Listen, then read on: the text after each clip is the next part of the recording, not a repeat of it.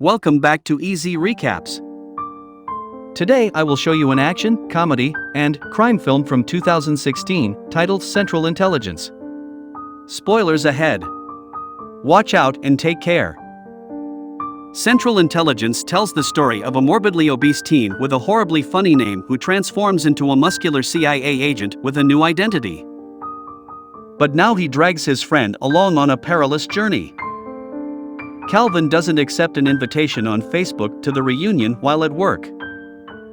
He then gets a social media friend request from someone with the name Bob Stone.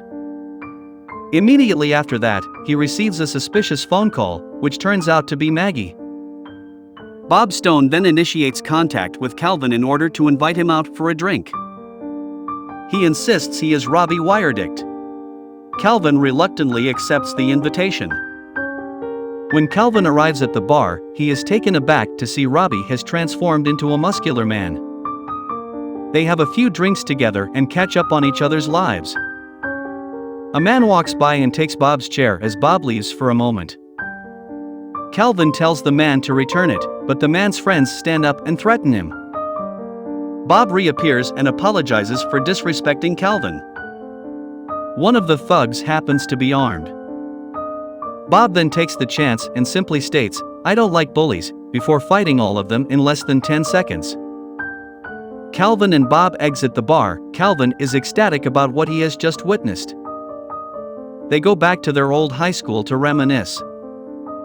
They come across a trophy case containing all of Calvin's great achievements, as well as a photograph of a girl named Darla McGuckian, who Bob had a romantic interest and was known for having two lazy eyes. When Bob passes by the boys' locker room, he is transported back to the worst day of his life. Calvin consoles him and pulls him away from the whole thing. The two then return to Calvin's house. Before they part ways, Bob mentions that he needs Calvin's assistance with something in Calvin's line of work. Bob enters his home to use the computer.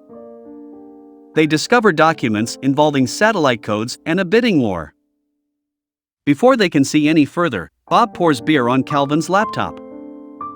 Oddly enough, he then requests a sleepover. Calvin reluctantly permits him to use it. Calvin is startled to discover 3 CIA agents at his door the next morning, searching for Bud. Bud vanishes in a split second but quickly reappears to drag Calvin into a bizarre series of mishaps. Bud requires Calvin's assistance in determining the identity of a secret villain known as the Black Badger to prevent him from trying to sell a computer chip containing government secrets in an online auction to enemy nations. Bud requires Calvin's accounting expertise to help find the bank accounts of the buyers, find the highest bid, and arrest him. However, the 3 agents claim Bud went insane and turned traitor. They inform Calvin that Bud is the one attempting to sell the secrets. They ask Calvin to notify them only when Bud contacts him. Calvin is persuaded Bud is speaking the truth within moments of Bud darting back in to get him. As a result, they flee the feds in the hopes of apprehending the auction winner and reclaiming the files. Bob drives Calvin to a safe location to get rid of the GPS from the car. After that, Bob tells his friend Calvin, "I've been set up since my partner Phil had been trapped in an elevator." He continued, "Then the elevator was left to blow up." For which Bob has been falsely accused. He seriously thinks somebody with the code name Black Badger is looking for the satellite codes for dubious reasons, and he needs Calvin to help him because he was the only person that Bob trusts. On his motorcycle, an assassin appears. Bob knocks him down, choosing to leave Calvin to take the motorcycle and abandon Bob. He calls Maggie and instructs her not to return home. As he walks out the door, Harris arrives in a van and forces Calvin to get in. She accuses Bob of being dangerous and twists his story to claim that he betrayed Phil and carefully planned his murder. She hands Calvin a gadget to use in alerting them to Bob's location. Calvin later goes with Maggie to a marriage counselor called Dr. Dan, who is actually Bob. While in the counselor's office, they have one session in which Calvin is made to appear to be a real villain who is causing problems in his and Maggie's relationship. Calvin continues to threaten Bob with calling Harris after Maggie leaves. Bob knows he would never do something like that. They both go to the office of someone who can assist them with their mission.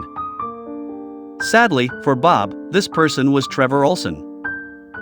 Trevor brings up what happened that has deeply affected Bob after getting them what they want and need.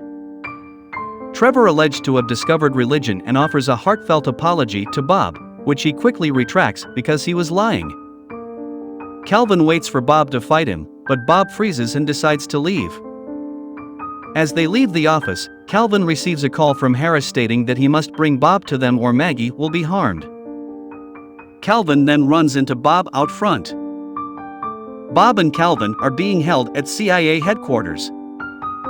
The agents begin torturing Bob by busting one of his fingers in order to extract information from him. Calvin strikes back and rescues Bob, deciding to leave the other agents in handcuffs. Calvin expresses regret to Bob for what he did and decides to continue assisting him. Bob forgives him and gives him a high five, only to notice his messed up finger. He pushes it back into position. Bob and Calvin discover where the bad people want to purchase the satellite codes. They fly a plane to the location, but Bob reports that the plane has run out of gas. They prepare for a crash landing. Calvin laments the fact that he is not a father. Bob then re-enters the plane, having feigned the situation so he can get Calvin to share his fears under major stress. The men hand over the codes to Harris, who expresses gratitude for their assistance. With Bob's name cleared, Harris arranges for them to be flown to the reunion in a helicopter. They arrive and run into Maggie. Calvin offers to help them try to make it work. Maggie is pregnant by the end of the film, and Calvin has rejoined the CIA. We then see Stone trying to give Calvin his high school varsity jacket as a gift for his first day on the job, which Calvin had given him after the senior assembly prank.